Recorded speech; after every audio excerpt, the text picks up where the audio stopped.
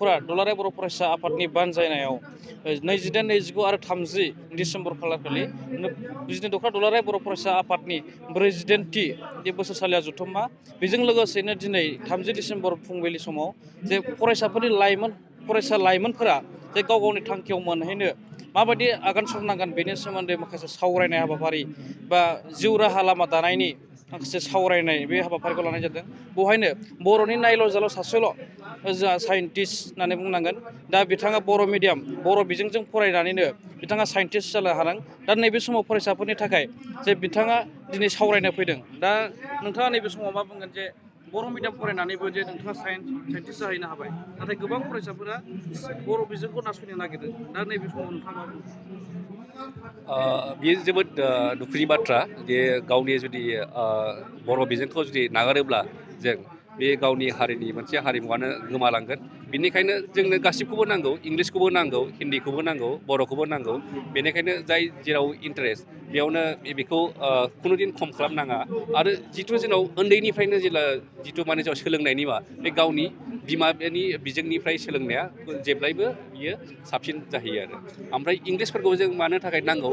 जेब्ला जों बाहेरायाव थाहैयो अब्ला जों दस्राजों कमिउनिकेट खालामनो मानो थाखाय जोंनो मोनसे कनफिडेन्स फैनांगोन। जुदि जे बे कमिउनिकेसन स्किलखौ जों जुदि मोजाङै सोलोंना लायाबा जोंहा बे नोंनि खामानिखौ गुबुननो एक्सप्रेस खालामनाय बा दस्रानिफ्राय जों गाव सोलोंनाय बेयाव एसे उसुबिदा फैयो। बिनि थाखायनो जों गासिबो लेंगुवेजखौनो जेसेबां हायो एसेबां सोलोंना ला। आरो बेखौ दासान दे बर' बिजोंजों फरायबा खुनुदिन आगोलाव एसे दिगदार जाहैयो बा माबा जाहैयो, बिदि जानो हाया। मोनसेल' प्रब्लेमा फैयो, आं एगजाम्पोल होनोसै साइन्सआव दा बर' बिजोंनि हायार स्टाडिसफ्राव लेखाफ्रा एसे खम।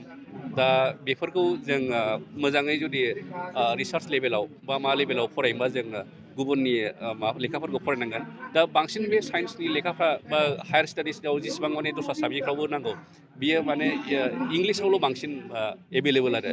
दा बे मेटेरियेल एभेलेबिलिटिनि थाखायनो जोंनो इंलिसखौबो नांथारगोन। दा प्लास जोंनि स्टार्टिंनिफ्राय जुदि उन्दैनिफ्रायनो जों जुदि सोलोंनो लुबैयोबा जों बिमा बिजोंजों फरायनाया जोबोद गोनांथि दं होननानै आं सानो आरो। नोंथाङा जे बर' बिजोंजों फरायलांनानै दिनै नैबे थासारियाव सफैबाय, जे नोंथांनाव माबाफोर जेंना नुजाथिदोंमोन नामा? आंहा जेबो जेंना फैयाखै। आंखौ हाइ स्कुलाव जेरैबायदि इंलिस हिन्दीनि बेबायदि इडुकेसन होदों, जोंनि फोरोंगुरुफोरा ओरैबायदि मोजाङै फोरोंदों। माने इंलिसावबो आङो मोजांमोन। माने रायलायनायाव एसे जोंहा उसुबिदा फैयो, जिहेतु जों माने न'आव बा जोंनि लकेल जायगाफ्राव जों बारा इंलिसजों रायलाया। दा बर'जोंनो जों ओरैबायदि मोजाङै सोलोंनो हादों, बेयाव जेबो दिगदार जायाखै। माने हायार सेकेन्डारियाव एसे दिगदार फैदोंमोन। हायार सेकेन्डारियाव जों मा खालामो, मेट्रिक पास जानायनि उनाव जों इंलिस मिडियाम डाइरेक्टलि फरायनांगौ जायो। बे बोसोरनिया एसे उसुबिदा जानो हागौ। खिन्थु नों जुदि मोजाङै फरायोब्ला साबजेक्टखौ जुदि डिप आन्डारस्टेन्डिं बे माबाखौ सोलोंना लायोबा नोंहा जेबो उसुबिदा जाया।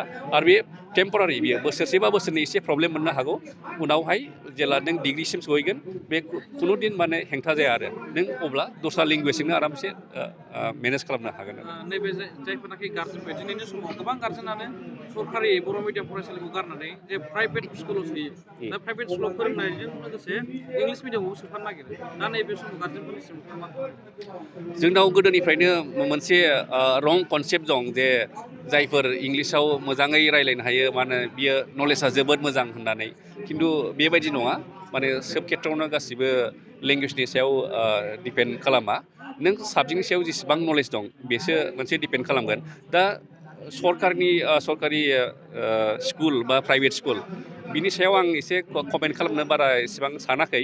थेवबो सानो माने गभर्नमेन्ट स्कुलावबो जेरैबायदि फोरोंनाय जायो, प्राइभेट स्कुलाव माने बेबायदिनो फोरोंनांगौ गासिबावबो। खिन्थु आं जिथु माने खोनानाय मोनो, माने गभर्नमेन्ट स्कुलफ्राव एसे माने क्लासफ्रा बारा माबा जाया। आरो जुदि मोनसे स्कुला जुदि थांना थानांगौबा स्टुडेन्ट थानांगोन बे स्कुलाव, टिचारजों लोगोसे स्टुडेन्ट थानांगोन। जुदि पेरेन्टसफ्रा जुदि स्टुडेन्टखौनो हराबा बेयाव बे स्कुला लासैनो थैलांगोन। प्राइभेट स्कुलाव जोंहा गोबां माबायानो मोजाङै फोरोंनाया जायो। खिन्थु मोनसे दिसएडभान्टेजा जोंनि गामियारियावनो माने प्राइभेट स्कुलाव ओरैबायदि फिसफ्रा हाई, माने बुरजा जायो। दा गामियारि ओनसोलनिफ्राय साफ्रोमबो गथ'फोरखौ जों मोजां प्राइभेट स्कुलाव हरनाया गोब्राब जागोन। बिनि थाखाय जों गभर्नमेन्ट स्कुलखौबो फोथांनानै लाखिनांगोन। दा बेयाव गासिबो टिचार स्टुडेन्टस बयबो मोजाङै खामानि मावलांनांगोन। साफ्रोमबो फोरोंगुरुआनो मोजाङै बाहागो लानांगोन फोरोंनायाव। दा बेखिनियानो मा होनो सार। बे समाव गोजोननाय थाबाय।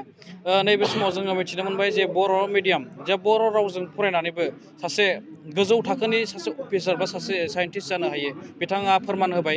लोगोसेनो जों नैबे समाव गोबां माने बर'नि अफिसारफोर बिथांमोनखौ लोगो मोनदों। जा बिथांमोना बर' मिडियाम फरायनानैनो बर' सरकारियाव फरायनानैनो बिथांमोना डक्टर जाहैदों, इन्जिनियार जाहैदों। बिथांमोना गासैबो नैबे हाबाफारिनि गेजेरजों बिदिनो दख'रा दुलाराय बर' फरायसा आफादा नैबे हांख्रायनानै लाबोनायाव नैबे समाव जों लोगो मोनदों। बे समाव जोङो मिथिनो लुबैबावगोन जे बिदिनो दख'रा दुलाराय बर' फरायसा आफादा 47थि बोसोरसालिया जथुम्माजों लोगोसे नैबे हाबाफारिखौ मा जाहोननि थाखाय मानि थाखाय लाफानाय जादों? बिजनि दख'रा एबसुआ देग्लाय जोंनि बोसोरसालिया जथुम्माजों नैथि खेबनि थाखाय केरियार मेला बेखौ लानाय जादों। थांखिया बेनो जे जोंनि बर' फरायसाफ्रा माने जोंनि गारजेनफ्रा गोबाङानो इलिटारेट लेखा रोङा। दा जोंनि बर' फरायसाफ्रा बबे लामाजों थांनो, बबे केरियारखौ चयस खालामनो, बबे केरियारखौ लानोबा मा प्रिपारेसन खालामनांगौ बिनि जेबो नलेज थाहैनो नागिरा। दा बेखायनो जोङो दख'रा एबसुआ सावरायनानै जोङो थि खालामदों जे बिसोरनो मोनसे राइट वे थार लामा जों नागिरना होनांगोन। आरो बिसोरखौ जुदि जोङो लामा दिन्थिना होयो जोंनि बर' फरायसाफ्राबो गुबुनफोरबायदि साफा साफा डक्टर, इन्जिनियार, साइन्टिस्ट, प्रफेसार जोङो जाहैनो हायो। बेखायनो बे लामाखौ जोङो जोबोद खस्थ' खालामनायनि गेजेरजों देग्लाय नैथि खेबनि जे केरियार मेला बेखौ खालामनाय जादों।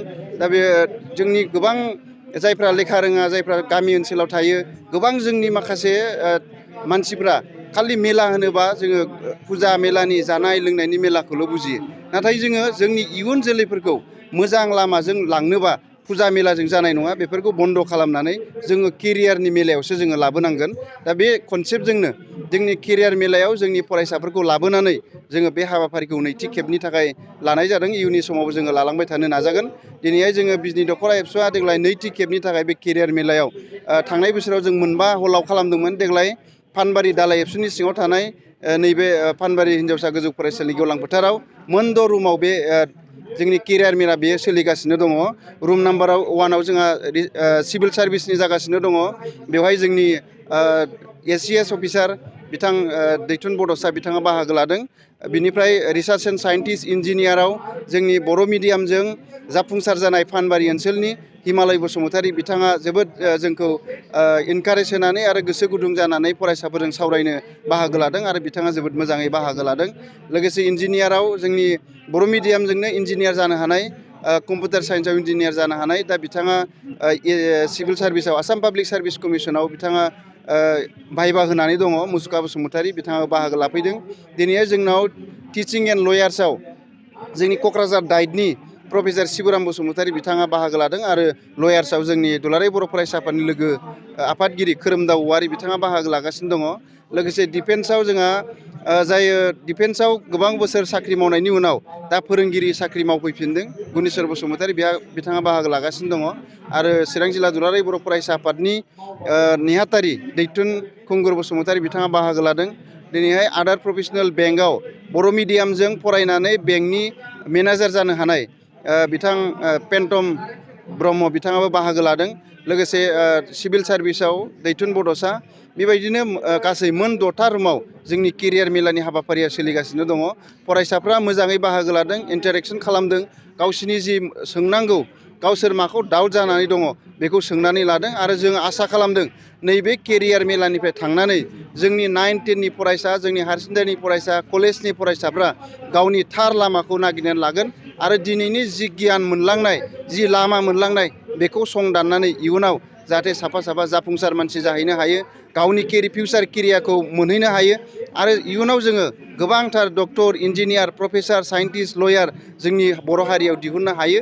बिनि थांखि आरो नोजोरखौ लानानै जोङो केरियार मेलाखौ दिनै नैथि खेबनि थाखाय लानाय जादों। बे समाव जोङो मिथिनो मोनबाय जे नैबे केरियार मेला बा जिउ राहा दानायनि मेला नैबे हाबाफारिखौ बिथांमोना मानि थाखाय लानाय जादों। बिथांमोना थांनाय 2023 मायथाइनिफ्राय 22 मायथाइनिफ्राय नैबेखौ लानाय जादों। दा देग्लाय नैथि, देग्लायै साबसिनै बर' मिडियामजों बर' रावजों फरायनानै अफिसारफोर जालांनाय, जाफुंसार सुबुंफोर जालांनाय बिथांमोनखौ लानानै नैबे हाबाफारिखौ लानाय जादों होननानै बिथांमोना मिथिहोबाय। बे समाव बड'लेण्ड बुब्लिनिफ्राय सुनिल बसुमतारी, बिजनि महकुमानिफ्राय।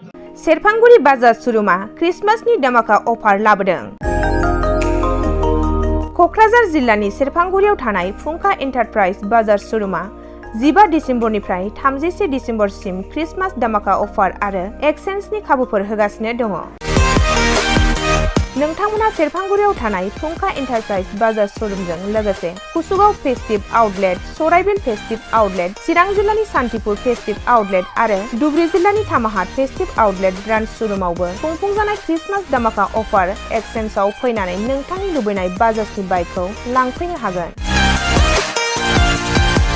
बाजाजनि बाइक सालायनो मोजां मोनग्रा रायजो राजाफोरनो फुंखा एन्टारप्राइज बाजार श'रुमा लोगोसे मोजां अफारफोरबो लाबोदों। बेफोरनो जाबाय 90% लन, गंनै हेलमेट फ्रि, केस होनानै बाइक बायगिरिफोरनो 1000 रां केसबेक हरफिननाय जागोन आरो क्रिसमास दामाका अफार एक्सचेन्जजों लोगोसे बाइक बायगिरिफोरनो गांसे ब्लेंकेट फ्रि हरफानाय जागोन। फुंखा एन्टारप्राइज बाजार श'रुमा आरो मोजां खाबुबो होबावदों। 500 रां होग्रोनानै गोसोबायदि बाइकखौ आवग्रिना दोननो हागोन आरो गासै गारिजों लोगोसे मोनफा मोनफायै एसुड गिफ्ट हरनाय जागोन।